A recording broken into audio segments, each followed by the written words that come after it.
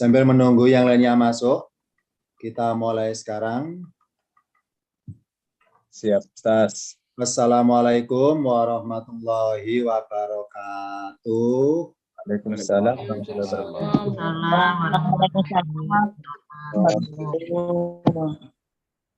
Alhamdulillah rabbil alamin. Assalatu wassalamu ala asrofil anbiya'i wal mursalin Sayyidina Muhammadin wa ala alihi wa sahbihi ajma'in. Nama ba'du. Pertama, kita bersyukur di takdir Allah bertemu kembali masuk ke dalam ruang kelas virtual, tepatnya ruang kelas materi tematik. Di ruang kelas tematik ini setiap pertemuan hari Senin malam kita berkumpul bersama dari berbagai kelas anggota DLP Kinas, kelas tingkatan paket 1, paket 2, 3, 4, 5, 6, 7, 8, 9, 10. Jadi di ruang kelas ini kita berkumpul bersama-sama dari paket 1 sampai dengan paket 10 untuk mengikuti bersama-sama materi tematik Ulumul Quran. Sedangkan di luar hari Senin malam, yakni kita bertemunya di masing-masing kelas sesuai dengan tingkatan paketnya.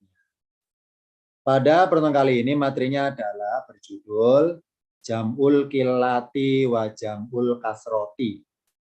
Jam'ul Qillati wa Jam'ul Kasroti.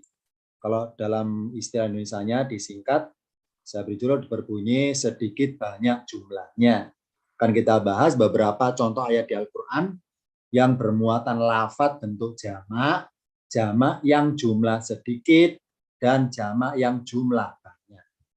Kita bahas mengenai jamak sedikit dan jamak yang banyak. Dari ilustrasi di layarnya ini ada gambar ya, sebuah tangan sedang menulis atau menghitung suatu hitungan secara berurutan ataupun jumlah, akan kita hubungkan sebagai kesimpulan untuk pertemuan kali ini dari tampilan di layarnya. Pertama kita buka dulu dari contohnya tentang Jam'ul Qillati wa Jam'ul Kasroti. Saya ambil pertama contohnya dari surat Al-Ghasyiyah. Al-Ghasyiyah, saya ambil ayatnya ayat ke-13. Saya baca dulu ya. Saya baca per kata. Terjemah per kata.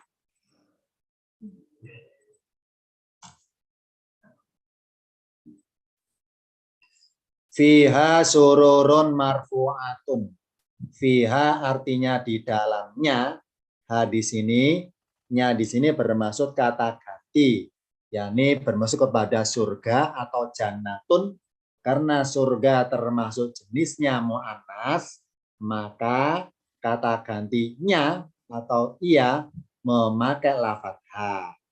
Pelajaran tentang mudzakkar mu'annas itu dipelajari tingkatan paket 1 ketika ayatnya 24 ke atas. Yang merasa masuk ke ruang kelas ini, kelasnya paket 1, tapi ayatnya belum 24, tentunya belum mengenal istilah mudzakkar mu'annas.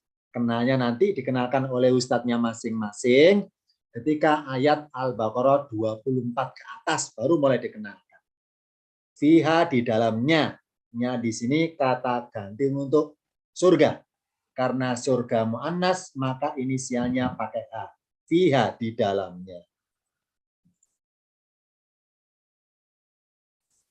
Sururun marfu'atun, sururun tahta-tahta, marfu'atun yang ditinggikan.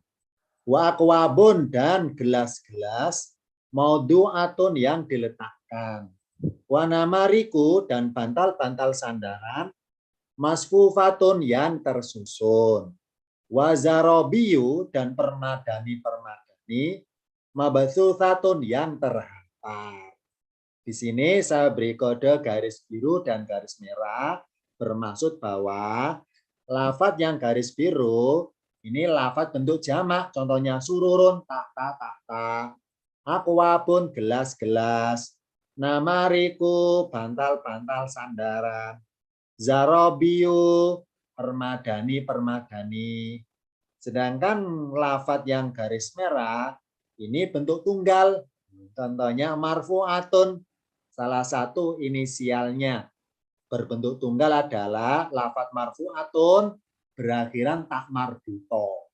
Marfu'atun, ya ini bentuk tunggal ini. Artinya yang ditinggikan.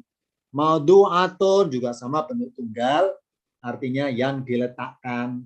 Masfufatun juga sama bentuk tunggal, artinya yang disusun atau yang tersusun. Mabatsutsatun sama juga termasuk bentuk tunggal, artinya yang dihamparkan atau yang terhampar. Di sini oleh Allah dalam redaksi kalimat firman-Nya, kata bentuk jamak Allah sambungkan dengan kata bentuk tunggal, saling sifat mensifati, sururun marfu'atun, tahta-tahta yang ditinggikan. Berarti kata-kata yang garis merah itu adalah kata yang bermaksud sifat bagi kata sebelumnya. Tata-tata yang ditinggikan, gelas-gelas yang diletakkan, kemudian bantal-bantal sandaran yang tersusun, permadani-permadani yang terhampar. Ini garis merah adalah sifatnya, sedangkan garis biru adalah bendanya. Sekarang kita rinci dari masing-masing ayatnya. Bentar ya.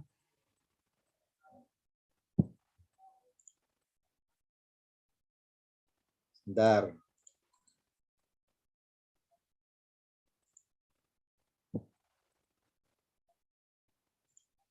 Karena kita berbeda tempatnya, beda lokasi, mungkin ada beberapa kendala sinyalnya. Akan saya coba lagi untuk menampilkan screen share-nya. Barangkali tidak ada kendala. Sebentar ya. Akan saya coba lagi. Karena tadi tempat saya baru saja tidak stabil sinyalnya. Sebentar.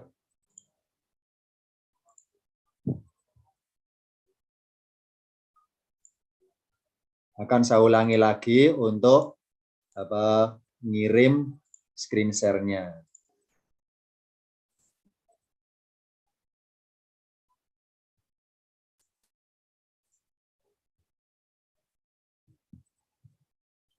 Sekarang saya tanya, boleh diwakili menjawab. Apakah sekarang di layarnya kelihatan materinya? Kelihatan, Ustaz. Kelihatan. Kalau sudah kelihatan, akan saya lanjutkan. Terlihat jelas. Oke. Sekarang saya lanjutkan. Maaf tadi di tempat saya tidak stabil. Sinyal wifi-nya tidak stabil. Sekarang karena sudah kelihatan, saya lanjutkan.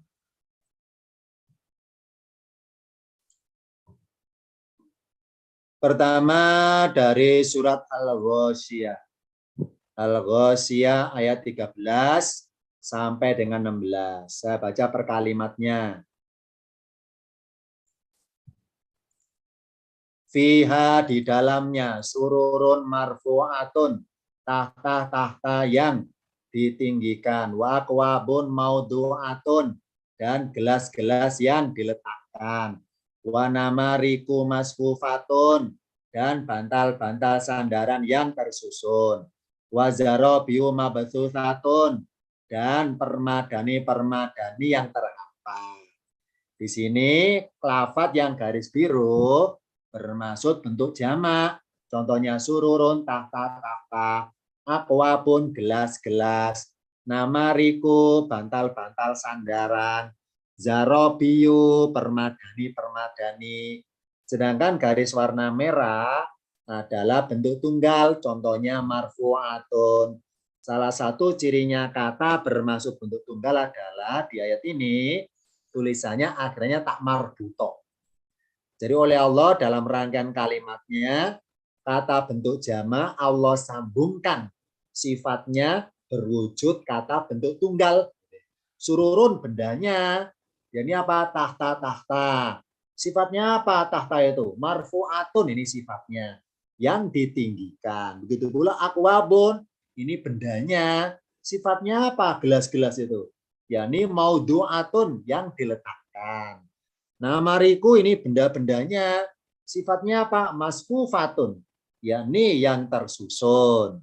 Zarobiu juga sama, permadani ini bendanya bentuk jamak, tapi sifatnya memakai bentuk tunggal mabtsutsatun. Kan kita ungkap secara bahasa agar diharapkan pas kita membaca ayat ini semakin terkesan, semakin tersentuh dalam tinjauan ulumul Qur'annya.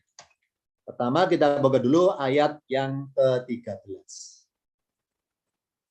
Fiha di dalamnya sururun marfu'atun, tahta-tahta yang ditinggikan. Lafaz sururun ini bentuk jamak. Bentuk tunggalnya adalah sarirun. Sarirun satu tahta. Jamaknya sururun, tahta-tahta.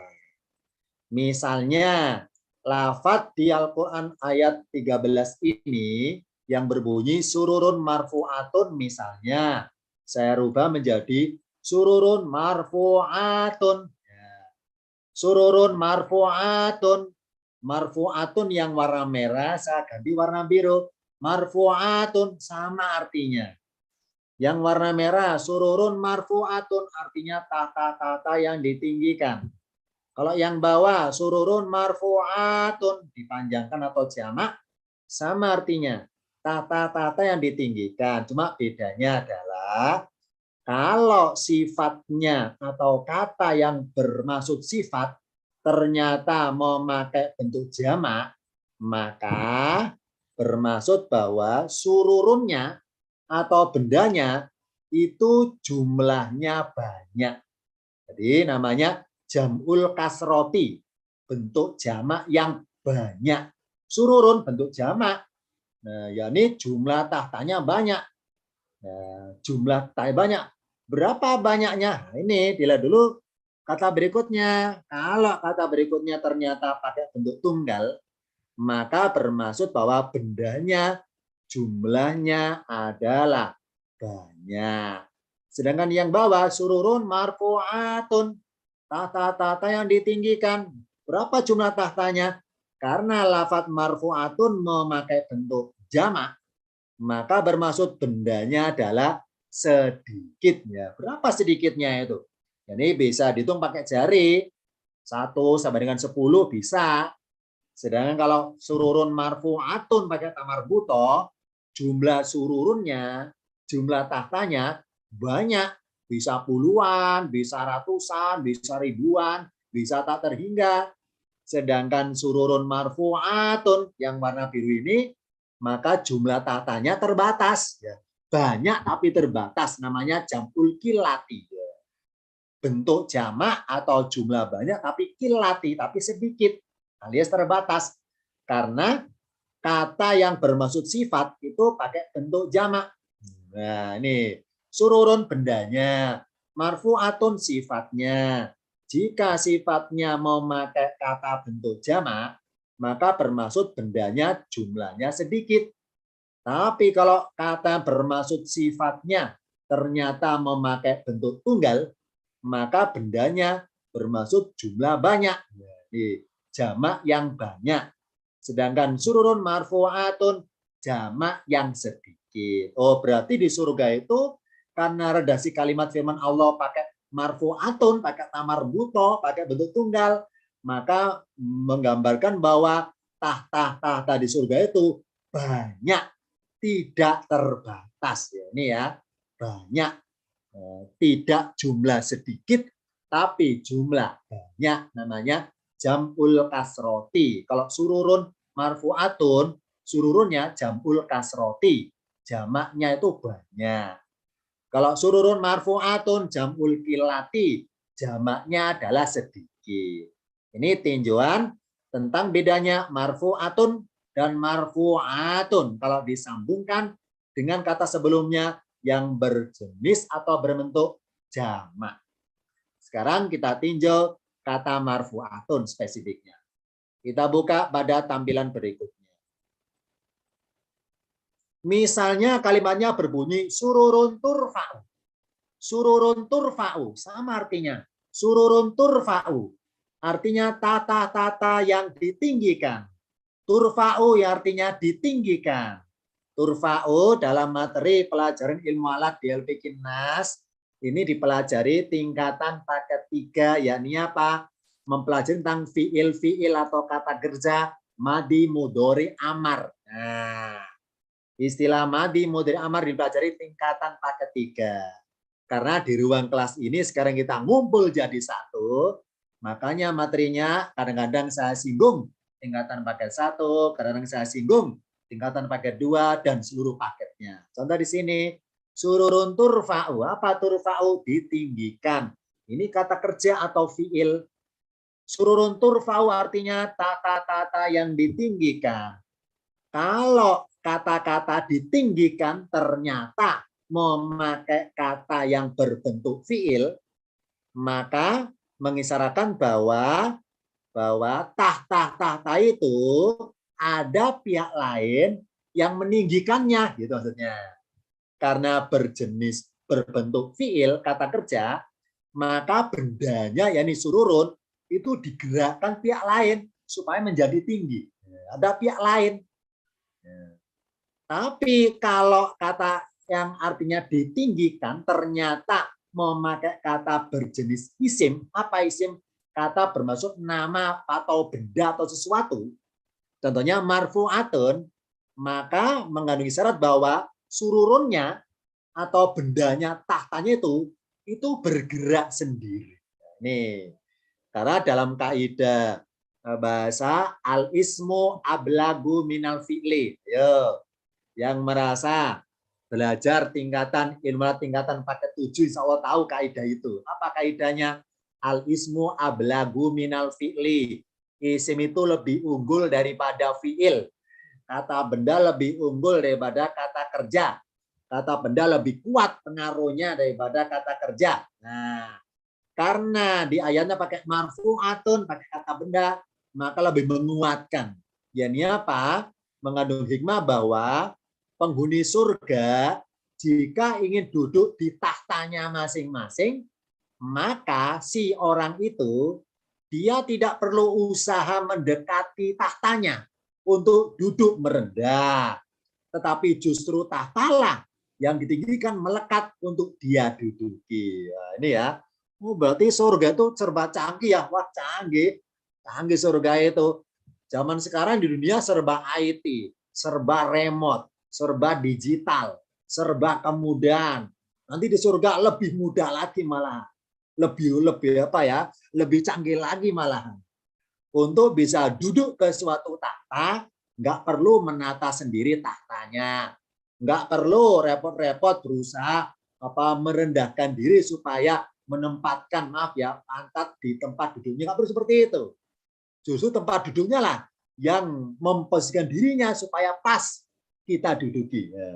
Ini hikmahnya memakai lafaz marfu'atun. Makanya Allah dalam firman-Nya tidak berbunyi sururun turfa'u, tapi berbunyi surur marfu'atun, karena marfu'atun lebih unggul, lebih kuat daripada lafaz turfa'u. Ini menggambarkan bahwa tahta-tahta di surga itu ketika diduduki oleh orangnya, maka tahtanya tergerak sendiri untuk melekat mendekat ke orang tersebut supaya siap untuk didudukinya. Nih, jadi melekat sendiri meninggikan dirinya gitu maksudnya.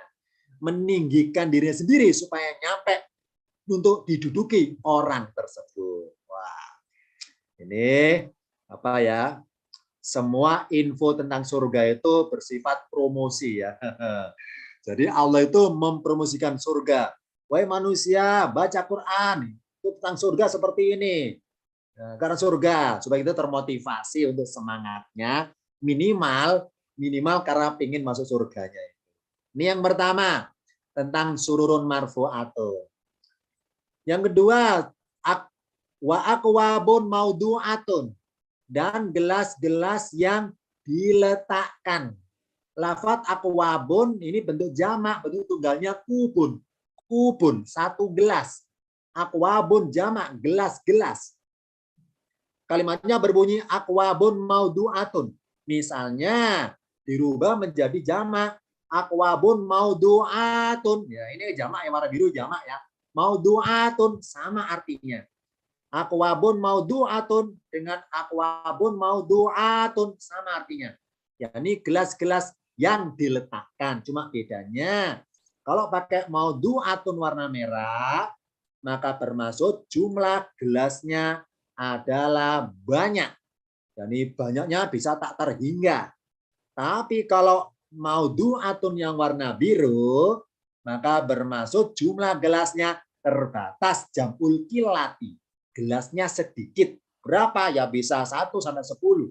Ya, bisa dihitung dengan jari maksudnya.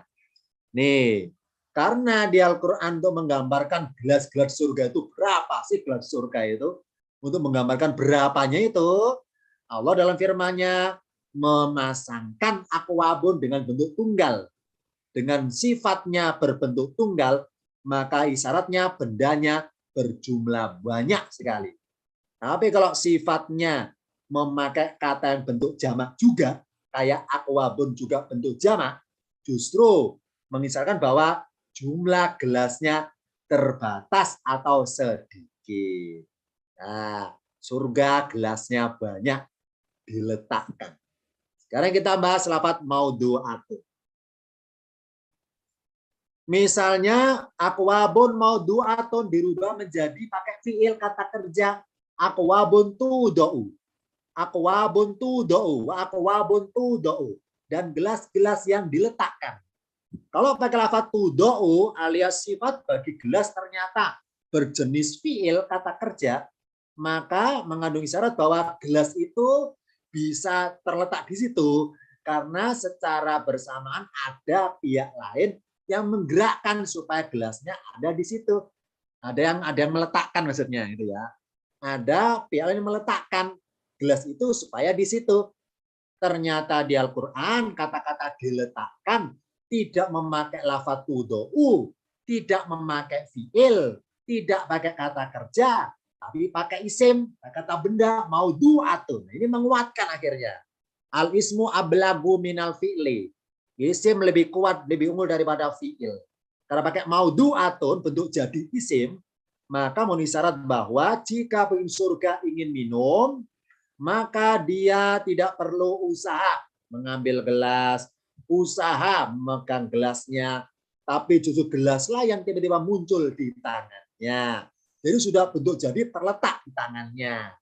Tanpa usaha supaya meletakkan di tangannya. Enggak ada gitu. Ini karena pakai isim.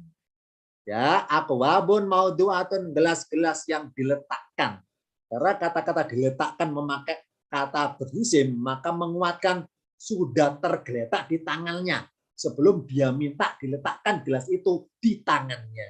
Nah, ini hikmahnya. Berarti surga itu serba kemudahan lah ya. Ini mumpung akhir Ramadan ini ya, saya promosikan ya. Maaf ya. Lewat ayat ini saya promosikan tentang surga. Agar kita semakin akhir Ramadan semakin semangat. Semangat dalam peribadatannya, dalam Al-Qur'annya, untuk bertadaburnya, dengan mempelajari tentang info-info tentang surga. Contoh di sini, gelas-gelas di surga itu langsung terletak di tangannya ketika minum tanpa usaha. Intinya surga itu nggak ada jeripayah usaha. Intinya ke sana. Serba kemudahan, serba canggih. Di dunia semuanya pakai remote. Nah, bisa gerak. Di surga lebih canggih lagi, tanpa remote pun ibaratnya ya. Tanpa remote pun gelas bisa langsung ada di tangan gitu ya. Ini hikmahnya saja. Surga lebih canggih lagi tentunya. Lebih canggih lagi. Berikutnya, wanamariku maskufatun, dan bantal-bantal sandaran yang tersusun. Ya, bantal-bantal sandaran yang tersusun. Ini bantal sandaran loh ya, bukan bantal tidur. Bantal sandaran misalnya bantal yang di kursi, itu bantal sandaran pengertiannya. Masfufatun yang tersusun. Lafaz namariku jamak dari nimrikotun. Nimrikotun satu bantal. Namariku jamaknya bantal-bantal. Dalam kurung maksudnya bantal-bantal sandaran. Karena kata-kata masfufatun pakai bentuk tunggal mengisyaratkan bahwa jumlah bantalnya di surga itu adalah jamul kasroti, jamak yang banyak, jumlahnya banyak. Tapi kalau kata masfufatun memakai bentuk jamak, contoh warna biru ini, namariku masfufatun. Kalau pakai jamak juga sama dengan namariku, maka mengisyaratkan jumlah bantalnya terbatas ya. Banyak tapi jamul kilati, banyak tapi sedikit. Nah, terbatas maksudnya. Ternyata dalam firman-Nya Allah dalam kata-kata masfufatun maka yang tunggal untuk menggambarkan bahwa jumlah bantal-bantal sandaran surga itu banyak.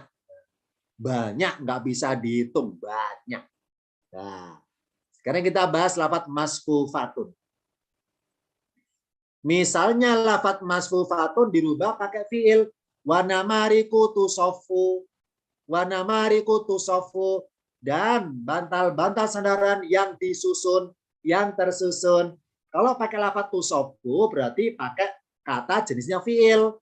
Kalau pakai kata jenisnya fiil atau kata kerja, maka isyaratnya bahwa bantal-bantal itu digerakkan pihak lain supaya menjadi tersusun. Nah, ini. Karena setiap ada fiil pasti ada fa'ilnya. Benar kan ya? Fiil ada fa'ilnya. Setiap ada perbuatan pasti ada pelakunya. Kalau perbuatannya pasif namanya naibu fa'il. Ayo. Yang merasa masuk ke kelas ini, yang merasa anggota paket 7 insya Allah tahu istilah naibu fa'il. Ini apa? Pelaku merangkap sebagai objek sekaligus. Atau dibalik, objek merangkap sebagai pelaku sekaligus. Nah, tuf'alu, tusofu, ini fi'il kata kerja. Tapi karena pasif, tentu aja naibu fa'ilnya ada pihak yang berperan di balik fi'il itu. Ternyata oleh Allah di Al-Quran, kata masfufatun atau sifat bagi namariku, sifatnya tidak pakai jenis kata fi'il, tapi jenis kata isim, masfufatun, karena tanwin isim, tak marbutoh isim. Maka mengenai syarat bahwa penghuni surga itu jika ingin bersandar, maka tidak perlu usaha menata bantalnya seberapa kemiringannya di punggungnya, seberapa kemiringannya di kepalanya. Enggak perlu usaha seperti itu, enggak perlu. Enggak perlu menata bantal untuk diletakkan di belakang kepalanya, tapi justru bantallah sendiri yang berbaris tersusun di belakangnya. Jadi atas kuasa Allah, benda-benda di surga itu melayani penghuninya intinya. Melayani penghuninya. Jadi orang itu pengen apa? Ya Allah, saat ini duduk bersandar. Pengennya berapa kemiringannya? Pengen apa? Miring sekali atau sekian derajat, nanti bantalnya sudah menyesuaikan sendiri. Nah ini pengertian masfufatun, karena pakai isim, maka mengisyarat bahwa bantal-bantal sandaran yang disandari penghuni surga itu bantalnya tersusun sendiri, ya, menyesuaikan kita maunya seberapa kemiringannya itu. Nah, kalau kita di dunia kan usaha numpuk bantalnya, wah kurang pas nih, ditumpuk lagi, wah kurang pas nih, kurang miring nih. Jadi ada usaha mikir, ada usaha capek menata. Nah, di surga nggak ada seperti itu. Serba kemudahan, sudah bentuk jadi, bantalnya tersusun sendiri, seberapa tumpukannya, seberapa kemiringannya, menyesuaikan maunya kita apa. Nah, ini masa promo ya. Memang kita selama ini, selama Ramadan ya, kita sudah kenyang. Kenyang apa? Tiap hari oleh para penceramah, para ustadz di berbagai musola, kita tiap hari diberi ayat kutiba alaikumusiyam, sampai kenyang kita ya. Al-Baqarah ya. Nah, untuk malam ini biar nggak kenyang, saya berikan Al-Ghoshiyah, promosi tentang surga, bukan tentang puasa. Ya, biar nggak kenyang. Ya, maaf ya. Kita sudah kenyang ya. 1 bulan Ramadan tiap hari dengan kata kutiba alaikumusiyam, kenyang ini. Sekali-sekali bahas surga. Nah, ini sekarang ngomong ketemu dengan saya bahas tentang surga agar masa promo. Ini masa promo ini ya. Masa promo Al-Ghoshiyah dan surga, kita menjadi semakin bersemangat lagi Ramadannya, biar nggak kenyang dengar kata-kata siam terus ini ya. Nah, mariku masfufatun, ternyata bantal-bantal sandaran yang tersusun sendiri karena pakai isim kata benda. Berikutnya, Wazarobiu mabsusatun, dan permadani yang terhampar. Zarobiu jamak dari zarbiyatun. Zarbiyatun satu permadani.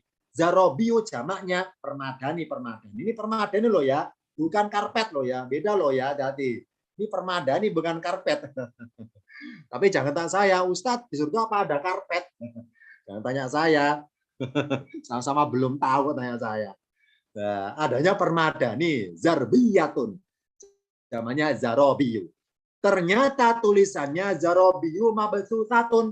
Lafat mabsusatun pakai bentuk tunggal. Maka bendanya berjumlah banyak.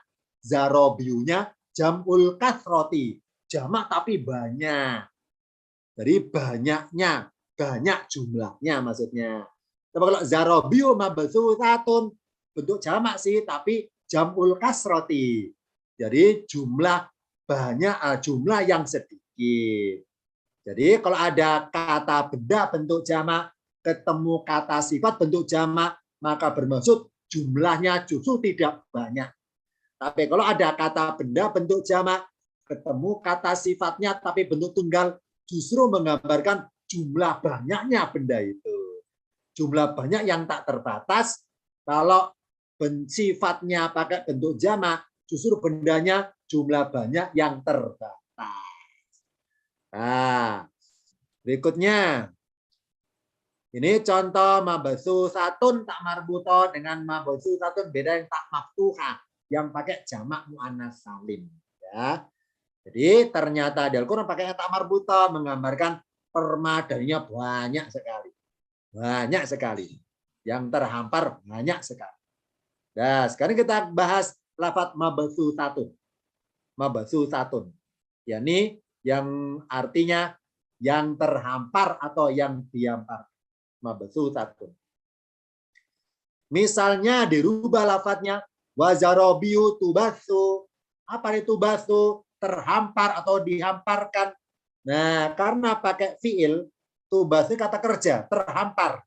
Karena kata kerja, kalau berbunyi zarobiu tubasu, maka isyaratnya bahwa bendanya yang berwujud zarobiu itu digerakkan pihak lain supaya terhampar. Jadi ada pihak lain yang menghamparkan benda itu gitu maksudnya. Ternyata di Al-Quran tidak berbunyi zarobiu tubatu, tapi pakai isim. Zarobiu mabsusatun. Karena pakai isim lebih menguatkan daripada pakai fiil. Apa hikmahnya kalau pakai isim? Ya nih, jika ingin surga, ingin santai-santai, bermalas-malasan sambil tiduran. Maaf ya kalau orang Jawa bilang itu leye-leye. Ingin leye-leye, orang Jawa leye-leye. Maka dia tidak perlu usaha membuka gulungan permadani. Tapi justru permadanilah yang terbentang sendiri untuknya. Seberapa lebarnya menyesuaikan maunya orang itu. Wah, kalau kita di dunia ya, pengen duduk di permadani harus usaha ngangkat dulu, usaha menggelar gulungannya, usaha mencocokkan kemiringannya ya kan ya. Di dunia serba usaha, serba capek, serba letih. Dia di surga nggak ada letih, lemah, lesu, nggak ada ya, nggak ada usaha ya. Nggak ada usaha seperti di dunia yang melelahkan. Nggak ada usaha itu. Karena mabsusatun berarti isyaratnya bahwa permadani itu terhampar sendiri. Karena pakai isim. Pakai isim. Jadi terhampar sendiri, terbentang sendiri, menyesuaikan seberapa lebar luasnya keinginan orang tersebut ingin menikmati hamparan permadaninya itu. Nih, wah surga ini masa promo ini ya. Kita semuanya jadi tergiur dan bercita-cita semuanya ingin menikmatinya. Ya, maka dengan info cuplikan di Al-Ghoiziyah ini, ya diharapkan pas kita baca ini bisa membayangkan minimal menurut ukuran kita di dunia itu. Padahal surga lebih canggih lagi sebetulnya.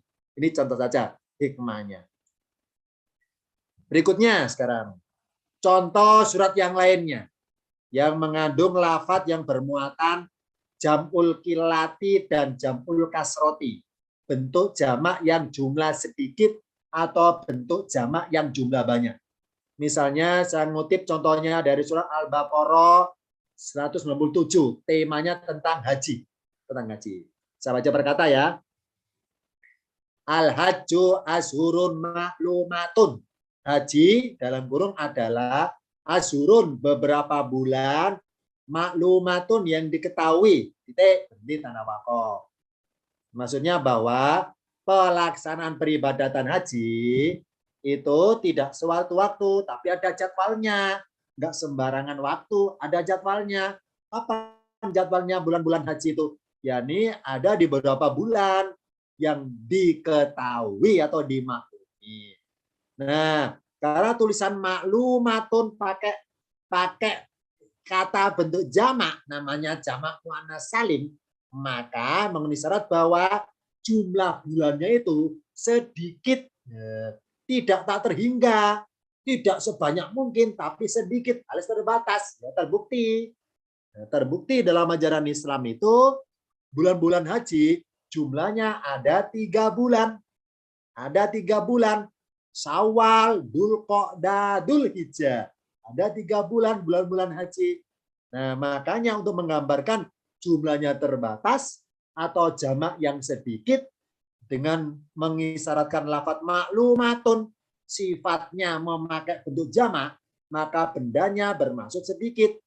Tapi misalnya saya rubah jadi tak marbuto, al-hajju azhurun maklumatun. Ya, misalnya ya tak marbuto, maklumatun. Maka mengenai syarat bahwa jumlah bulan-bulan haji itu jamul kasroti. Jumlahnya banyak sekali. Ya. Bisa total maksimal 12 bulan. Karena jumlah bulan ada 12 ya kan ya. Nah, ternyata untuk menggambarkan bahwa bulan-bulan haji itu jumlahnya nggak banyak, tidak sampai 12, bahkan kurang dari 10, kurang dari 11, makanya pakai maklumatun. Ini dijamakkan oleh Allah supaya mengisyaratkan bahwa bendanya jumlahnya sedikit. Mana bendanya? Ya bulan-bulan itu. Mana sifatnya? Maklumatun. Haji pelaksanaannya di beberapa bulan yang diketahui. Bulan apa saja? Syawal, Dzulqa'dah, Dzulhijjah. Sekarang mengenai jamaknya. Ashurun bentuk jamak dari sahrun. Sahrun artinya bulan. Jamaknya sahrun ada 2 sebetulnya dalam bahasa Arab. Yang pertama ashurun. Yang kedua syuhurun. Tulisannya sin, ha, wawu, ro. Syuhurun. Ada ya. Jadi punya bentuk jamak 2. Sahrun dan syuhurun. Nah sekarang kita akan bedakan. Kenapa ya dalam firman Allah tentang haji kok nggak berbunyi al-hajju suhurun? Kenapa nggak pakai suhurun aja? Padahal artinya sama. Kenapa nggak berbunyi suhurun maklumatun? Kenapa kok pakai asurun maklumatun? Kenapa pakai asurun? Kok nggak pakai suhurun? Jawabannya adalah suhurun dan asurun ada bedanya spesifiknya. Bedanya adalah kalau asurun bulan-bulan bermaksud jumlahnya. Tapi kalau suhurun, bulan-bulan bermaksud lamanya. Lamanya. Contoh misalnya ya, kamu di luar kota berapa lama nginepnya? Wah, 3 bulan. Saya menginap 3 bulan lamanya. Nah, kalau bicara lamanya 3 bulan, bahasanya pakai suhurun. Karena bermaksud lamanya. Nah, kalau bermaksud jumlahnya, kamu berapa bulan di luar kota? Malah cuma 3 bulan kok, nggak lama. Cuma 3 bulan, tidak banyak, cuma 3 bulan. Kalau bermaksud jumlahnya, maka ashurun. Kalau bermaksud lamanya waktu, maka suhurun. Nah, di sini pakai ashurun, bermaksud jumlahnya, bukan bermaksud lamanya. Jumlahnya bulan-bulan haji ada 3. Syawal, Dzulqa'dah, Dzulhijjah. Kita buka catatan berikutnya. Al-hajju, haji, azhurun maklumatun. Dalam atau pelaksanaannya di beberapa bulan-bulan yang diketahui. Bulan apa saja? Dzulqa'dah, Syawal, Dzulqa'dah, Dzulhijjah. Syawal secara bahasa artinya pengangkatan. Dzulqa'dah secara bahasa artinya yang empunya duduk-duduk. Dzulhijjah yang empunya berkunjung. Nah, ini kan perkata ini ya. Du itu yang mempunya atau yang empunya. Dzulqa'dati yang empunya duduk-duduk. Ini secara bahasa. Dzulhijjati yang empunya berkunjung. Syawal 30 hari, Dzulqa'dah 29 hari, Dzulhijjah dalam istilah haji loh ya, alokasi haji sampai dengan 10 ya, 10. Kenapa? Karena tanggal 10 tuh waktunya jamroh. Bisa bilang jumroh apa jamroh lempar jamroh. Jadi totalnya hari-hari ibadah haji adalah dalam 3 bulan ini 2 bulan lebih 10 hari. Jadi berjumlah 3 bulan. Spesifiknya 2 bulan lebih 10 hari. Totalnya ada 69 hari. Ya. Oh, berarti pelaksanaan sholat Idul Fitri dan sholat Idul Adha, kedua sholat Id adalah pembukaan dan penutupan alokasi waktu hari-hari ibadah haji gitu maksudnya. Hari-hari alokasi haji. Ya. 1 Syawal Idul Fitri, 10 Dzulhijjah Idul Adha. Kedua sholat Id itu adalah awalan dan akhiran hari-hari ibadah haji. Nah, ini hikmahnya. Dicepet dengan 2 sholat Id. 2 sholat Id. Syawal Idul Fitri, Dzulhijjah Idul Adha. Nah, ini berarti alokasi hari-hari haji adalah dari 1 Syawal berakhir di tanggal 10 Dzulhijjah. Lengkapnya jumlah totalnya bulan-bulan haji adalah 69 hari. Nah, dari 69 hari, hari-hari ibadah haji itu, kalau pengen tahu intinya, dari 69 hari, intinya hanya 10 hari. 10 hari itu tanggal berapa saja? Tanggal 1 Dzulhijjah, tanggal 1, 2, 3, 4, 5, 6, 7, 8, 9, 10. Intinya 10 hari ini. 1 Dzulhijjah sampai 10 Dzulhijjah. Saya ulangi. Dari total keseluruhan hari ibadah haji itu yang totalnya 69 hari, hari-hari ibadah haji, intinya cuma 10 hari. Yani kapan? Tanggal 1 Dzulhijjah sampai tanggal 10 Dzulhijjah. Makanya pemberangkatan kloter Indonesia itu ya diberangkatkan sebelum tanggal 1. Entah pertengahan Dzulqa'dah, gelombang 1. Ya. Gelombang 1 kloter sekian, awal Dzulqa'dah. Kemudian gelombang 2 di akhir Dzulqa'dah misalnya. Intinya punya target bahwa bagaimana supaya jamaah haji sudah ada di Mekah itu sebelum tanggal 1 supaya bisa mengikuti intinya. Intinya cuma 10 hari dari 69 hari itu. Ya. Dari 69 hari total seluruhnya intinya hari-hari haji hanya 10 hari. Nah, kalau diringkas lagi, apa ya, disaring lagi maksudnya, dari 10 hari hari-hari haji 10 hari ini, kalau dirinci lagi, intinya hanya 3 hari. Dari 10 hari haji, tanggal 1 Dzulqa'dah, maaf ya, tanggal 1 Dzulhijjah, sampai tanggal 10, intinya cuma 3 hari. Tanggal berapa dong 3 hari itu? Intinya cuma 3 hari, yakni tanggal 8, 9, 10. Kenapa cuma 3 hari? Karena intinya 3 hari adalah tanggal 8, apa amalannya? Memakai baju ihram. Niat ihram haji. Bukan ihram umroh. Tapi niat pakai ihramnya berhaji. Bukan niat pakai ihram untuk berumroh. Bukan. Nah, tapi kalau ketika tanggal 1 Syawal, misalnya semenjak awal loh ya, 1 Syawal pakai baju ihram, niatnya ihram umroh. Namanya tamatta'. Tamatta bil umroti ilal haji, gitu bunyi ayatnya. Barang siapa dari tanggal 1 tamatta bersenang-senang, secara bahasa tamat itu artinya senang-senang. Barang siapa bersenang-senang umroh sampai tanggal 8 itu maksudnya. Dzulhijjah.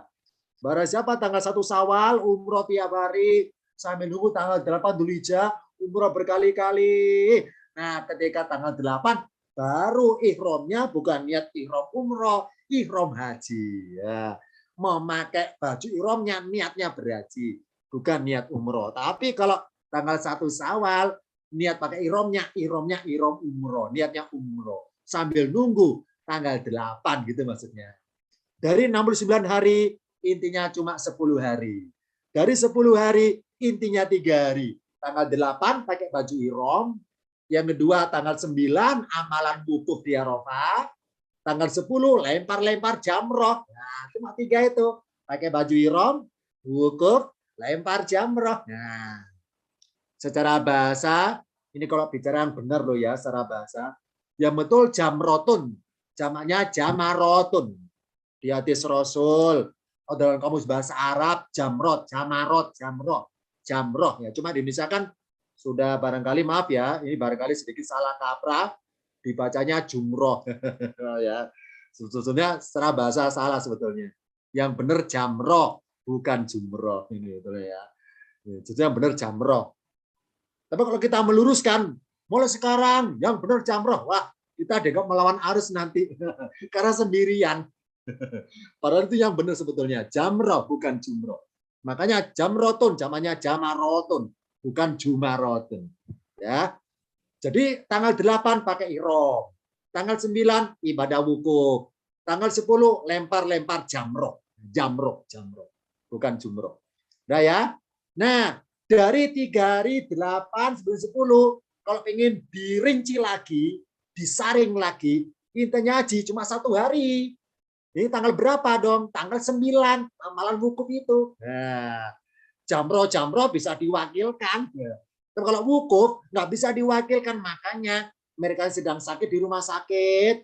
Kalau udah waktunya wukuf, langsung dibawa ambulan menuju Arafah supaya ikut wukuf. Kenapa? Karena barang siapa si pasien ternyata pengen berhaji tapi tetap di rumah sakit Mekah, nggak ke Arafah, maka dianggap tidak berhaji karena bersangkutan ketika wukuf nggak ada di tempat Arafah itu. Nah, karena intinya dari 3 hari, intinya 1 hari haji itu wukuf saja sebetulnya intinya. Nah, makanya para pasien yang ada di rumah sakit Mekah digotong pakai ambulan untuk dibawa ke Arafah supaya ngikuti wukuf kayak yang lainnya. Cuma wukufnya di dalam ambulan, nggak turun dari mobil. Sedangkan mereka yang sehat-sehat, wukufnya di tenda-tenda. Jadi dari 69 hari, intinya 10 hari. Dari 10 hari, intinya 3 hari. Dari 3 hari, tanggal 8, 9, 10, intinya cuma 1 hari haji itu. Yakni tanggal 9. Nah, apakah tanggal 9 masih ada dirinci lagi? Ada. Apa dirinciannya? Ingat bahwa dalam 1 hari, jumlah jamnya 24 jam.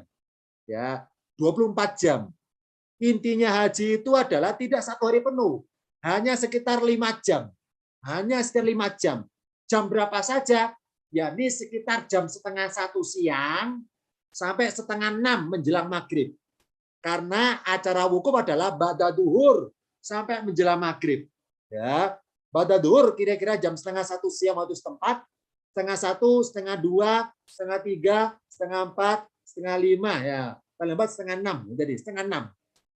Hanya 5 jam ternyata. Intinya haji dari 1 hari hanya 5 jam. Antara jam setengah 1 siang sampai setengah 6. Karena menjelang maghrib, jamaah haji bubaran dari Arafah. Semuanya berbondong-bondong menuju ke Musdalifah. Hanya wukufnya hanya 5 jam. Kalau pengen dirinci lagi, apakah ada intinya lagi? Ada. Dari 5 jam itu, intinya haji cuma sekian menit. Berapa menit? Tergantung yang bersangkutan. Ketika amalan wukuf itu seberapa khusyuknya. Masih ingat bahwa definisi wukuf adalah secara bahasa apa sih al-wukufu? Khilaful julusi waqafa bil makani. Itu definisi bahasa Arabnya. Khilaful julusi waqafa bil makani. Apa sih khilaful julusi? Duduk yang disilang. Disilang apanya? Yakni kaki disilang alias dilipat, lutut dilipat. Entah duduknya bersila, duduknya bersimpu, iftiros, pokoknya duduknya tidak boleh selonjor. Duduk ketika wukuf tidak boleh selonjor. Nah, harus dilipat kakinya. Nah, sekarang kita tanda tanya, kuat apa tidak selama 5 jam kaki dilipat? Nggak kuat kan ya? Ada yang kesemutan, ada yang kram. Nah ini, kemudian selonjor sebentar, dilipat lagi. Nah, Itulah dengan kram itulah mengurangi kekhusyuan ketika wukufnya itu. Makanya intinya haji cuma sekian menit. Masing-masing orang beda menitnya khusyuknya itu. Ya. Nah, lengkapnya tentang haji sudah ada file video di LBK Nas di YouTube LBK Nas. Silakan cari di menu video. Ada itu tentang haji. Seri 1, seri 2, seri 3, seri 4 ada.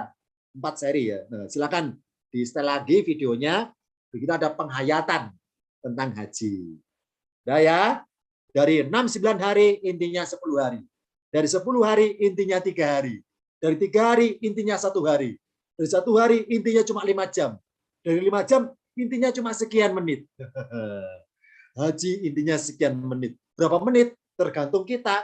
Berapa lama khusyuknya menitnya dalam 5 jam. Nah, oh, berarti kata maklumatun karena jamak muannas salim maka bermaksud bahwa jumlah bulan-bulan haji jamul kasroti, maaf ya, jamul kilati jumlahnya sedikit, yakni kurang dari 11 misalnya, 3 atau 2,5 kan ini 2 bulan lebih 10 hari. Ini contoh ya, ashurun maklumatun, ashurun bendanya, maklumatun sifatnya. Sifatnya pada bentuk jamak, maka bermaksud bendanya jumlahnya terbatas. Berikutnya,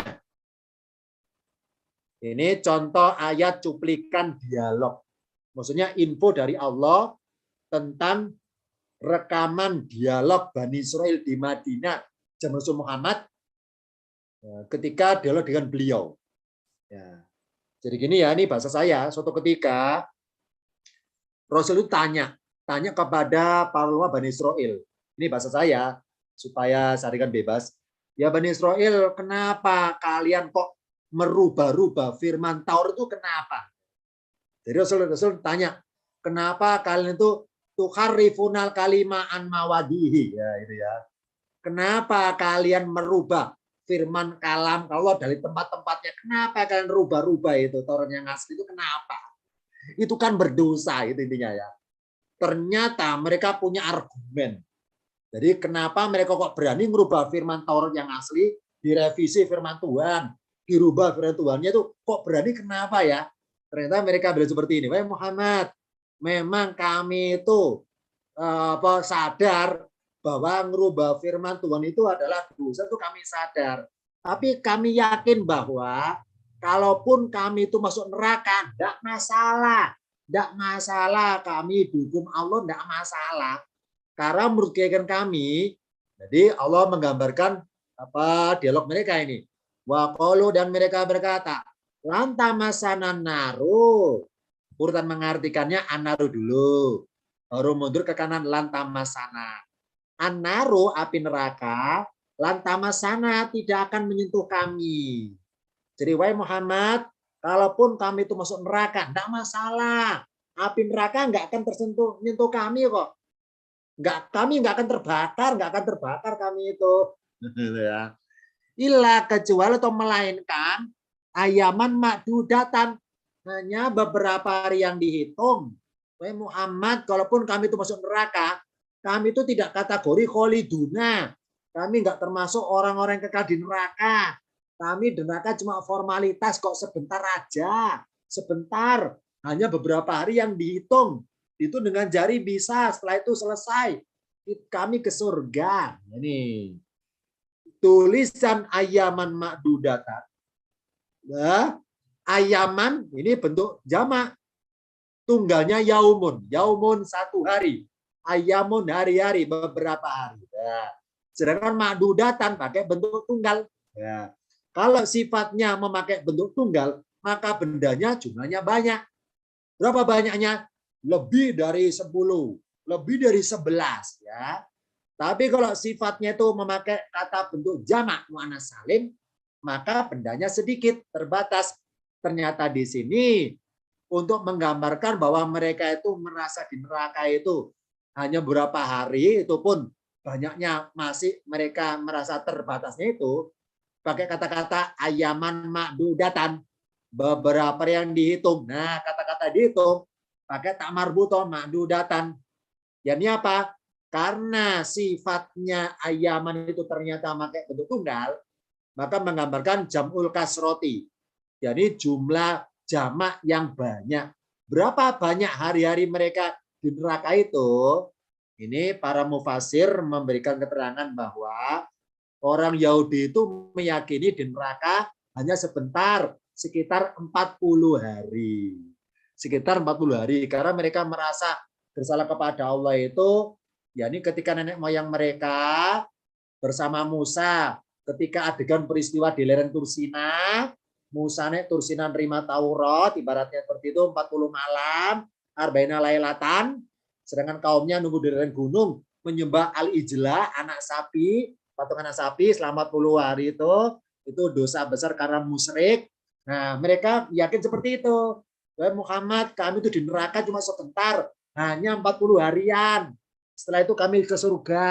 Nah, ini karena dosa kami kepada Allah itu dosa dikarenakan kami menyembah Al-Ijlah, anak sapi, patung anak sapi itu. Itu aja salah kepada Allah, itu aja salah kami, nggak ada yang lain.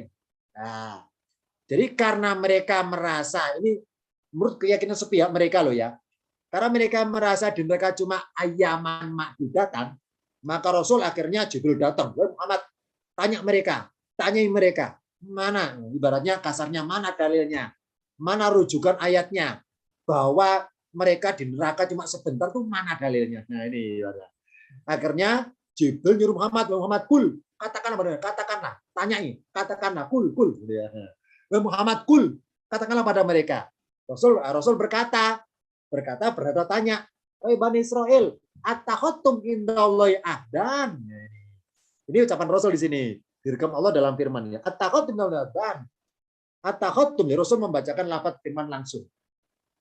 Attakhadtum, kalau berkata aslinya aittakhadtum, ya, alifnya disembunyikan. Aittakhadtum supaya dibaca wasal, attakhadtum. Kalau berkata, apakah kalian menjadikan ahdan perjanjian indallahi di sisi Allah, tanda tanya.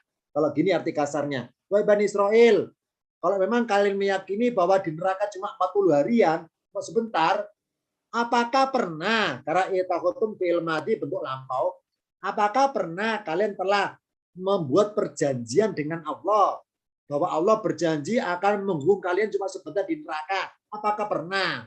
Ya, kalau pasti Allah pernah, kalau memang Allah pernah berjanji kepada kalian bahwa Allah akan menjamin kalian di neraka sebentar, tentunya falan yukhlifallahu adahu, maka Allah tidak akan mengingkari adahu janjinya. Maka Allah tidak akan mengingkari janjinya. Apakah pernah? Apakah pernah?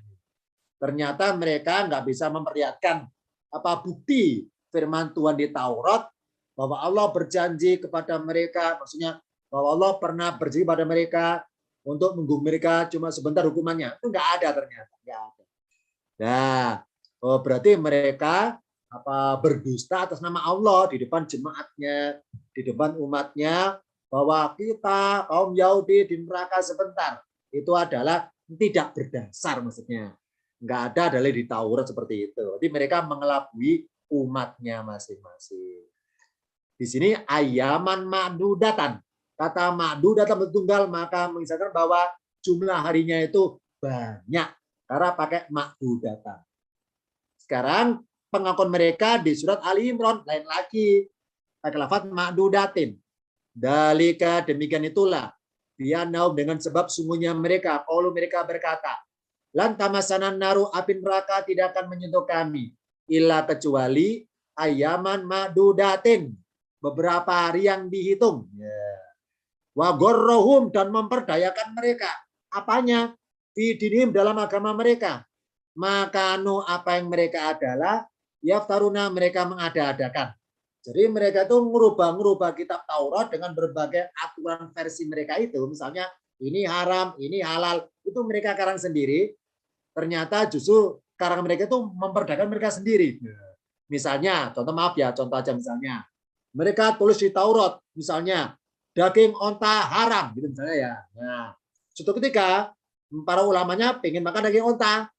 Nah, karena pengen makan tapi takut melanggar tulisannya sendiri di Taurat, maka mereka rubah. Kalau gitu dirubah aja. onta menjadi halal aja, biar saya bisa makan. Gitu. Jadi apa ya, mempermainkan hukum di Taurat supaya menjadi boleh. Gitu ya. Namanya wagorrohum, memperdayakan mereka. Apa mereka ada-adakan firman Tuhan itu. Di sini ayaman makdudatin, karena ada makdudatin bentuk jamak, menggambarkan bahwa jumlah hari-harinya adalah sedikit. Nah, ini para mufassir menafsirkan ada misalnya cuma 7 hari, ada misalkan cuma 10 hari. Intinya terbatas jumlah harinya, tidak banyak. Kalau kata yang bermaksud sifat ternyata pakai kata yang bentuk jamak, maka hari-harinya bermaksud jamul kilati. Jumlah harinya sedikit. Tapi kalau tadi ayaman makdudatan, nah, jumlah harinya banyak. Ini contoh ayaman makdudatin ya. Pakai makdudatin berarti jumlah harinya sedikit, tidak banyak. Nah, Ustadz, ini saya ketemu lagi nih. Kutiba Siam, wah saya jadi kenyang ini ya. Ya, saya tidak bahas tentang kutiba Siam. Saya bahas lafadznya tentang ayaman makdudatin aja ya. Ini aja saya bahas. Sesuai dengan tema hari ini. Saya nggak bahas tentang kutiba alaikumunya, tapi saya bahas tentang ayaman makdudatinnya. Ternyata pemberlakuan puasa oleh Allah itu adalah hanya beberapa hari yang dihitung. Ayaman beberapa hari, makdudatin karena pakai bentuk jamak muannats salim, maka bermaksud jumlah harinya sedikit. Beberapa hari tapi sedikit, nggak banyak. Nah, kalau kita hitung satu bulan misalnya 30 hari, satu bulan misalnya 29 hari, ternyata hari-hari puasa nggak sampai segitu, nggak sampai 29, nggak sampai 30. Berapa dong? Pokoknya sedikit. Nah, berapa sedikitnya? Nggak ada yang tahu. Dirahasiakan oleh Allah, nggak ada yang tahu. Nah, ini karena kita nggak tahu berapa hari-hari puasa itu, ya mari semenjak tanggal 1 Ramadan sampai ke Ramadan puasa aja tiap hari kan itu. Jadi kita itu berpuasa tiap hari ya, hakikatnya adalah karena ketidaktahuan kita. Hari-hari yang tanggal berapa sajalah yang dimaksud hari-hari yang dihitung itu. Dalam perhitungan Allah itu kita nggak tahu. Ya, karena nggak tahu maka kerjakan tiap hari berpuasa aja, kerjakan tiap harinya itu. Karena kita nggak tahu hari yang mana maksud Allah makdudatin. Karena secara bahasa makdudatin adalah jumlah harinya sedikit, tidak banyak. Berapa sedikit? Ya bisa 1, bisa 2, bisa 3, pokoknya sedikit. Nggak ada yang tahu, nggak ada yang tahu. Ya, karena makdudatin nggak berbunyi lalakum tatakuna ayaman makdudatan, tidak pakai makdudatan, nggak pakai tamar buto. Kalau ayaman makdudatan beberapa hari itu jumlahnya banyak, bisa 10 lebih, bisa 20 lebih. Tapi kalau makdudatin maka terbatas, bahkan lebih minim lagi ibaratnya. Jamul kilati namanya, jamak tapi sedikit. Ya, itu. Oh berarti dengan isyarat ayaman makdudatin, maka pembelakan puasa tidak dihitung penuhnya 1 bulan. Jadi Allah menilai puasa kita nggak nunggu setelah akhir Ramadan. Oh dia 1 Ramadan penuh, khatam, maka dinilai puasa diterima. Nggak gitu. Tidak nunggu 1 bulan penuh. Karena aja nggak berbunyi lalakum tatakuna sahron wahidan, nggak berbunyi sahron wahidan 1 bulan, tapi berbunyi beberapa hari. Bukan dihitung bulannya, tapi dihitung hariannya. Hanya beberapa hari yang Allah letakkan di bulan Ramadan. Jumlah harinya di dalam perhitungannya. Nggak ada yang tahu. Agar kita berpuasa bukan karena mengejar target 1 bulan penuhnya. Tapi puasa terbaik di setiap harinya itu. Nah, ini akhir Ramadan loh ya. Tinggal sisa berapa hari lagi ini ya. Mari sisa harinya ini dimaksimalkan. Karena kita nggak tahu hari-hari yang keberapa yang dimaksud ayaman makdudatin itu. Apakah hari-hari yang tanggal berapa kita nggak tahu. Mari tiap harinya dimaksimalkan. Karena pemberlakuan adalah harian, bukan bulanan. Maksudnya dinilai puasanya sah tidaknya, diterima puasanya atau tidaknya, tidak ditunggu setelah 1 bulan selesai Ramadan, tidak. tapi di setiap harinya itu. Dalam hal waktu, orang yang benar-benar puasa Ramadan tidak mementingkan apa yang telah lewat, tidak menghitung sudah berapa hari puasanya. Jadi nggak usah mikir yang kemarin, alhamdulillah saya masih kuat ya, udah 2 minggu puasa, saya masih kuat, udah dapat 3 minggu, masih kuat. Jangan mikir sudah 3 minggunya, jangan mikir sudah berapa hari puasanya. Dan tidak mementingkan apa yang akan tiba dalam waktunya. Tidak menghitung kurang berapa hari ya puasa selesai ya. Nggak usah ngitung kurang berapanya itu. Ya. Jangan ngitung sudah dapat berapa hari. Jangan ngitung kurang berapa hari. Jangan ngitung gitunya. Itu kalau benar-benar puasa, nggak ngitung berapa dapatnya harinya dan berapa kurangnya. Nggak gitu pikirannya. Kalau benar-benar puasa. Nih, nggak memperhitungkan itu. Ya. Lanjutannya. Tetapi lebih mementingkan apa yang ada pada saat itu. Yakni bagaimana caranya agar puasa hari itu menjadi puasa yang terbaik. Puasa yang terbaik. Nah, jika puasa dianggap kewajiban, maka merasa dipaksa menyempatkan. Nah ini, itulah hikmahnya kenapa tentang puasa Ramadan, lafadz fiilnya, kata kerjanya, kutiba. Ya, ini kalau secara bahasa perkata ya, kataba menulis, kutiba ditulis, kataba menulis, kutiba ditulis. Tidak berbunyi pakai fiil, berbunyi wajaba alaikum. Dia mewajibkan atas kalian berpuasa. Wajaba atau wujiba atau fiil lain, farodo, mewajibkan. Dia kata sholat fardu, fardu wajib, farodo. Ya. Unik ini, apa uniknya? Tentang puasa, kata kerja perintahnya nggak pakai kata kerja farodo atau furido, yang artinya mewajibkan, diwajibkan, atau wajaba atau wujiba, nggak gitu. Pakai kataba dan kutiba. Apa hikmahnya?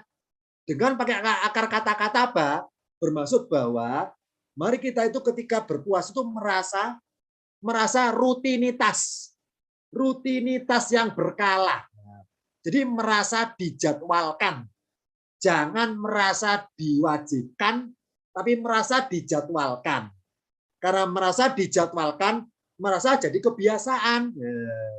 Jadi rutinitas ritual tahunan. Misalnya sholat 5 waktu, rutinitas harian.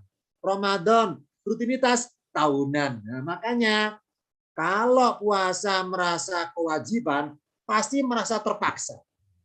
Terpaksa puasa Ramadan, terpaksa akhirnya. Nah, jika puasa dianggap kewajiban, maka merasa dipaksa menyempatkan. Jika puasa dianggap kebutuhan, maka merasa diberi kesempatan. Ini apa? Ramadan kemarin kita merasa puasa sempurna. Sekarang oleh Allah kita ditakdirkan masih hidup di tahun ini untuk mengulangi remedi mengulangi Ramadan sekali lagi. Allah ingin persembahan terbaik, bukan jumlah Ramadannya, tapi mutu harian puasanya itu, mutu hariannya. Yakni kesempatan untuk menjalani amal puasa terbaik sepanjang umur hidup kita. Contoh maaf ya, tadi pagi kita sholat subuh, nanti malam ini kita tidur. Kalau maaf ya, ini maaf contoh, kalau malam ini adalah tidur terakhir kita meninggal, tentu adalah subuh terakhir adalah tadi pagi. Ya. Kalau besok pagi kita pasti bangun, bisa bangun, oh berarti hakikatnya adalah Allah menyuruh kita mengulangi subuh sekali lagi. Yang terbaik persembahannya. Dengan diberi kesempatan hidup, subuh bangun atau sholat subuh kesempatan ada, maka remedi mengulangi subuhnya. Sama di sini, jika Ramadan tahun depan kita masih hidup, oh berarti Ramadan tahun ini kita disuruh mengulangi. Karena ada beberapa hari-hari Ramadan yang kita itu nggak benar-benar puasanya, nggak serius. Nah, disuruh mengulangi. Ya, ini hikmahnya aja lah ya, hikmahnya. Nah, jika seseorang benar-benar puasa penuh 1 bulan, lantas 1 hari saja ia berpaling dari kebenar-benaran puasanya, maka segala sesuatu yang telah hilang dari 1 hari itu nilainya lebih banyak dibanding diperolehnya selama 1 bulan. Ini contoh misalnya loh ya, tapi semuanya nggak tahu. Ini karena rahasia Allah kan. Misalnya contoh, misalnya si A si A Allah berlakukan puasa untuk si A dalam Ramadan adalah cuma 4 hari. Tanggal 2 Ramadan, kemudian tanggal 5 Ramadan, kemudian tanggal 6 Ramadan, dan tanggal 21 Ramadan. Ini ya, misalnya ya, hanya 4 hari si A itu. Dan si A nggak tahu, karena cuma 4 hari untuk dia puasa yang dinilai itu, misalnya begitu ya. Ternyata ketika tanggal 5, dia puasanya itu nggak serius. Maka nggak dapat poin. Nah, itu ya. Ketika disidak oleh Allah ya, ngadakan sidak ibaratnya tanggal 5 atau tanggal 21 Ramadan ternyata puasanya benar-benar puasa, dinilai dapat poin. Gitu. Nih. Atau contoh si B. Si B Allah adakan hari-hari puasanya cuma 1 hari. Misalnya hanya di tanggal 20 Ramadan misalnya. Nah, ternyata si B ini puasa dari tanggal 1 Ramadan sampai tanggal 39. Tapi ketika tanggal 20 itu puasa nggak serius. Nggak benar-benar puasa. Jadi justru ketika penilaian itu sedang nggak puasa malahan, malah nggak dapat poin. Ini contoh hikmahnya. Jadi 1 hari aja berpaling nggak serius puasanya, maka itu bisa ibaratnya itu berharga itu. Kalau berpaling itu berarti lenyap semuanya ibaratnya itu. Nah, ini ilustrasinya hari-hariannya itu sendiri. Jadi karena makdudatin jamul kilati, bentuk jamak yang sedikit, maka sedikit-sedikitnya jumlah adalah 1 atau 2 atau 3. 1 kan mufrad, 2 musanna, 3 kan jamak. Oh berarti minimal 3. Karena 3 adalah jamak. Karena kemungkinan hanya di 1 hari yang hilang itulah Allah mengadakan penilaian puasanya itu. Nah, ini sebagaimana terlewatnya malam Lailatul Qadar yang hanya cuma 1 malam. Ya. Jadi mari kita mumpung Ramadan belum habis, mumpung siapa tahu yang kemarin-kemarin kita puasanya nggak mutu, besok Selasa, Rabu, Kamis, Jumat sampai terakhir itu semutu mungkin. Jangan sekedar gugur kewajiban maksudnya. Semutu mungkin. Ya. Dimaksimalkan waktunya. Benar dalam kebenar-benaran puasa itu sendiri. Karena tinggal sisa-sisanya.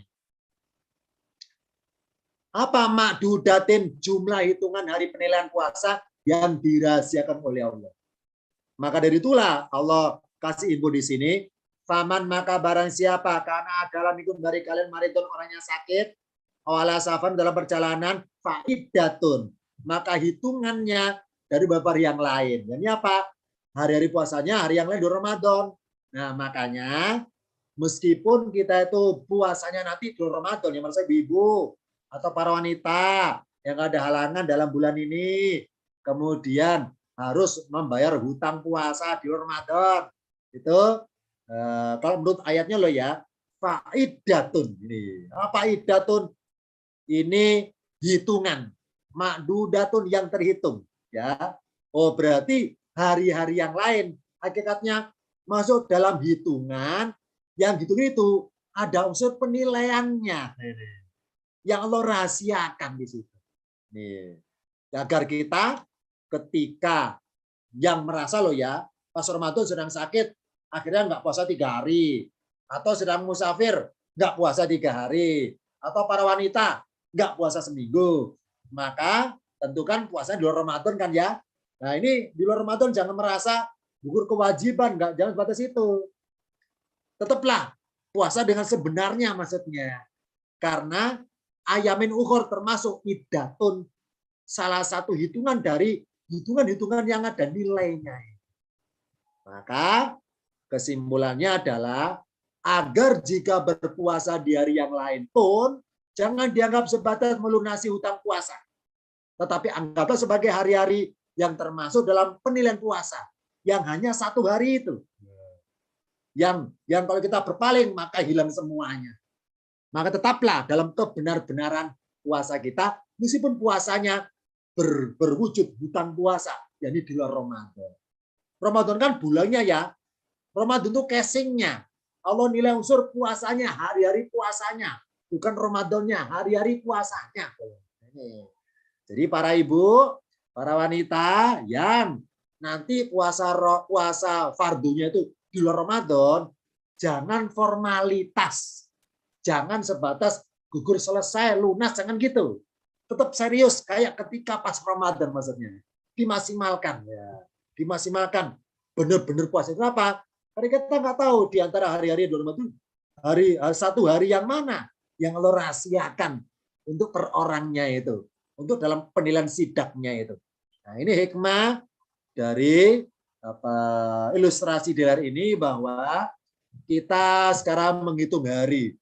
Kurang berapa hari lagi Ramadannya habis. Yang kedua ada menghitung hari. Nanti saya di Ramadan itu hutang berapa ya hari puasanya ya. Jangan dianggap sebagai hutang. Nanti menjadi beban. Jadi terpaksa.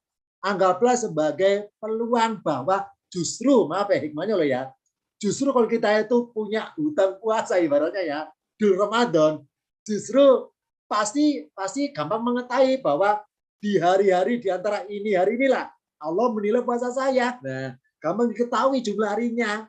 Karena kita kan bulan Ramadan. Coba kalau puasa di dalam Ramadan, kita meraba-raba harinya, hari yang mana ya, tanggal berapa ya, Allah menilai saya yang sidaknya itu nggak tahu. Karena Ramadan ibarat 30 hari atau 1 bulan itu. Sedangkan barang siapa berpuasa Ramadan, Allah takdirkan di Ramadan Allah buat sakit. Allah takdirkan si A musafir. Allah takdirkan dalam Ramadan ibu ini mengalami masa haid supaya puasa di Ramadan. Nah, berarti kan tahu hitungan harinya kan di Ramadan. Ini berarti ada ibaratnya apa kasarnya Allah kasih kode isyarat kemudian mengetahui hari-hari yang penilaian itu sendiri. Kamu diketahui malah justrunya. Ini hikmahnya. Jadi saran saya nanti di Ramadan yang merasa punya hutang puasa maksudnya loh ya, jangan anggap sebagai hutang. Anggap sebagai peluang untuk serius puasanya. Kenapa? Karena justru gampang kita ketahui sendiri bahwa inilah hari penilaian saya puasa. Hanya sekian hari berarti. Kalau Allah takdirkan saya mengalami haid sekian hari di Ramadan. Berarti Allah itu menggiring saya supaya puasanya di Ramadan. Nah ini. Dan untuk bisa diketahui jumlah harinya itu akhirnya. Ini bersyukurlah. Agar kita tetap benar-benar puasa meskipun di luar Ramadan. Ini ilustrasi singkat dari ini. Intinya adalah mari kita itu Ramadan berupa kebutuhan. Jangan sebagai kewajiban. Sebelum diakhiri akan saya baca dulu beberapa pertanyaan di layar. Setelah saya baca nanti boleh pertanyaan secara lisan. Saya duluan dulu ya. Dulu saya baca. Yang pertama dari Pak Agus Setiono. Pak Ustadz mohon dijelaskan. Barangkali ada makna yang tersirat atau makna filosofi dari istilah tahta, gelas, bantal, permadani. Sebagaimana dijelaskan dalam surat Al-Ghoshiyah tadi. Ya, jadi kata-kata tahta itu menggambarkan mewahnya, ya. Jadi kursi di surga beda dengan kursi di dunia. Dengan kata-kata sururun itu kursi mewah sebetulnya. Cuma di dalam terjemahan Indonesia dengan tahta. Kenapa? Karena kursi paling mewah kursinya raja, kursi raja istilah tahta. Maka terjemahnya dengan tahta, sururun, tahta. Itu menggambarkan serba mewahnya itu hikmahnya. Ya. Maaf ya, surga bukan barang murahan. Berarti segala benda surga itu isinya sesuatu yang mewah. Dengan istilah tahta, surun. Kemudian akwabun, kubun, akwabun. Ya. Kubun, gelas, akwabun, sama. Jadi kubun, akwabun sama menggambarkan, ingat ya kata-kata kap, apa kap? Bahasa Inggris kan cup ya, cup, cup, kup ya, cup ya. Jadi bahasa Inggris cup dari bahasa Arab kubun, cup ya. Di bahasa Arab cup. Piala, gelas piala. Gelas yang kanan kiri ada pegangannya, piala. Nah, gelas ada pegangan satu dengan dua, piala itu cup, kubun bahasa Arabnya. Karena bentuk gelas paling mewah adalah bentuk gelas kayak piala, makanya trofi itu dibuat kayak gelas yang ada seperti itu. Ya. Piala, gelas paling mewah, gelas ada pegangannya. Nah, kemudian bantal-bantal sandaran. Kenapa bantal sandaran bukan bantal tidur? Ini para mufasir berketerangan bahwa di surga nggak ada tidur. Kenapa? Karena orang kalau tidur sebabnya ada dua. Yang pertama karena kecapean. Yang kedua karena kejenuhan. Jenuh. Contoh misalnya, saya di ruang tertutup, menunggu si A. Lama nggak ada datang. Berjam-jam. Saya nggak ada kesibukan, nganggur, diam saja. Akhirnya apa ya? Tidur. Jadi orang tidur karena jenuh. Yang kedua karena kecapean. Nah, di surga nggak ada jenuh. Di surga nggak ada lemah lesu. Makanya nggak ada bantal tidur. Adanya bantal sandar untuk duduk. Ini ya. Itu. Apa gambarnya bantal sandaran? Menggambar bahwa surga itu sifatnya apa ya? Serba kesibukan tapi nggak melelahkan. Ini ya. Kemudian permadani. Jadi apa alas yang paling mewah itu permadani, bukan karpet, bukan tikar. Ini cuma saja ya. Intinya adalah untuk menggambarkan surga itu serba mewah, maka lafadznya tahta, gelas, bantal sandaran, permadani. Ini algos, ini masa promo loh ya. Jadi Allah itu mempromosikan surga lewat algosia ini. Surga barangnya mewah-mewah. Nah, ini singkat catatannya apa dari pertanyaan tertulisnya. Sebelum saya akhiri, kalau bertanya silakan mikrofonnya di layar Zoom diklik sendiri. Siapa pengen duluan bertanya sebelum saya akhiri? Silakan Menteri hari ini. Ada yang bertanya? Satu atau dua orang? Pak Amri Samad duluan. Pak Amri Samad siap ya Pak Amri Samad? Iya. Mau bertanya silakan. Pak Amri dari kota mana Pak Amri ini? Iya. Makasih. Ya. Assalamualaikum warahmatullahi wabarakatuh. Assalamualaikum warahmatullahi. Saya Amr Samad dari Sengkang, Kabupaten Wajo, Sulawesi Selatan. Ya. Jadi sangat bagus ini karena secara pribadi saya selama ini beranggapan bahwa selama sebulan itu merupakan kewajiban puasa dan satu hari diantaranya kalau kita tidak lakukan itu harus diganti. Dan ini tadi yang menarik karena ternyata bahwa puasa itu pada dasarnya dihitung hanya sedikit hanya karena rahasia Allah, sehingga kita harus melaksanakan itu. Nah, artinya begini, saya pribadi memang juga melihat bahwa kalau misalnya kita sakit atau bagi wanita berhalangan, maka dia harus mengganti kewajibannya. Sementara tadi Pak Ustaz mengatakan anggaplah itu sebagai apa namanya, sebagai sebuah kebutuhan yang sama nilainya dengan di dalam puasa itu sendiri. Artinya pada saat di luar bulan puasa dia puasa, itu pada dasarnya juga bagian dari bulan Ramadan.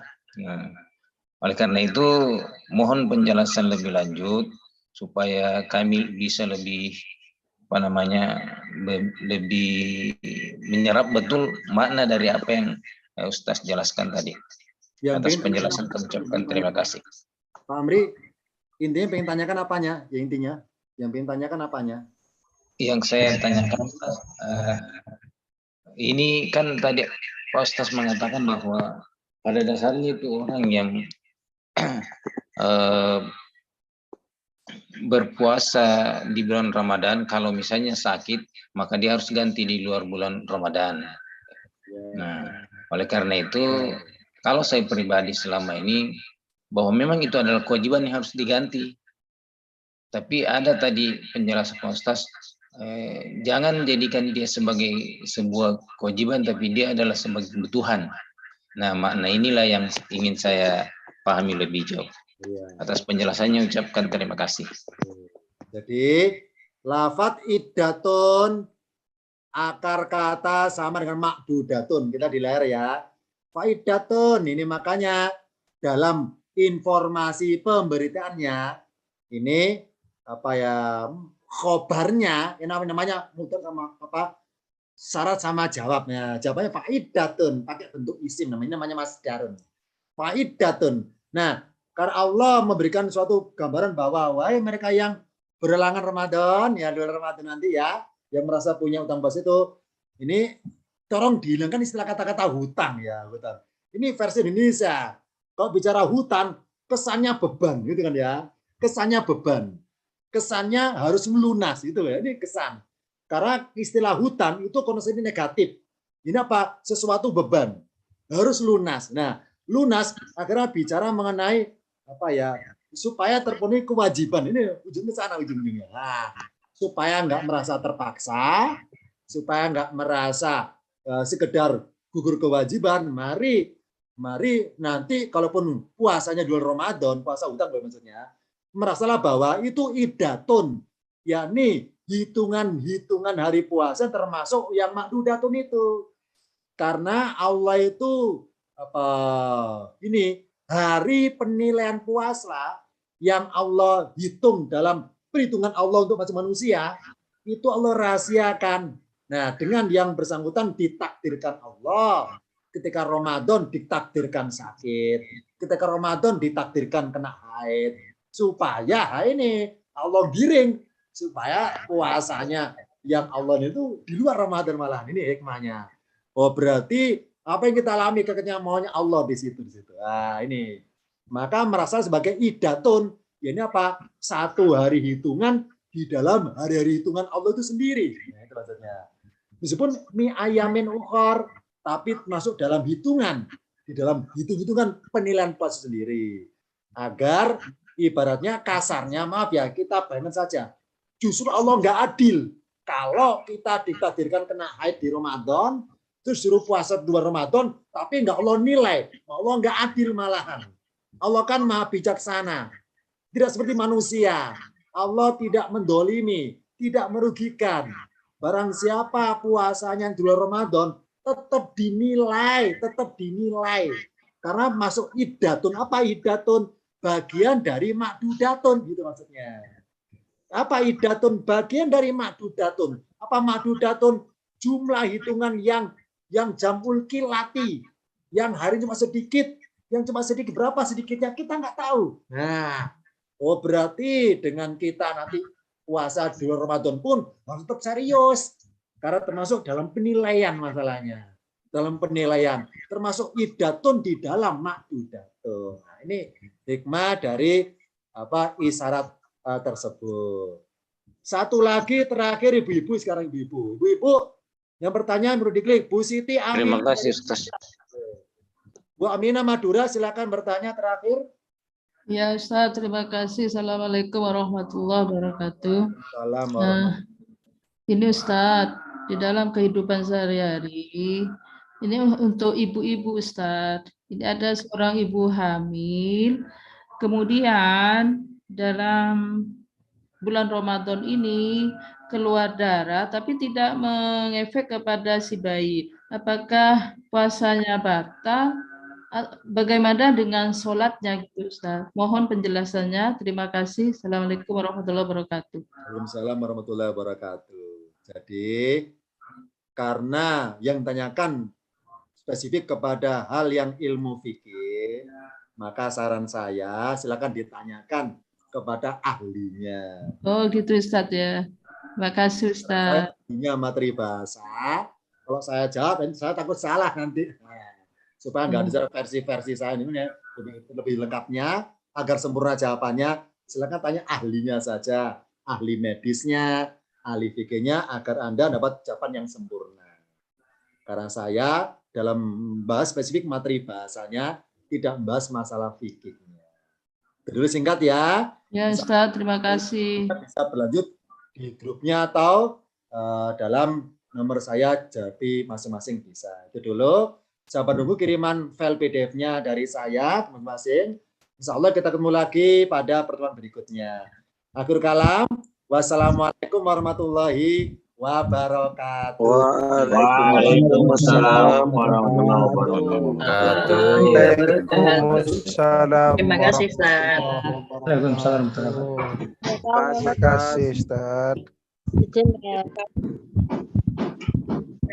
Tutup ya.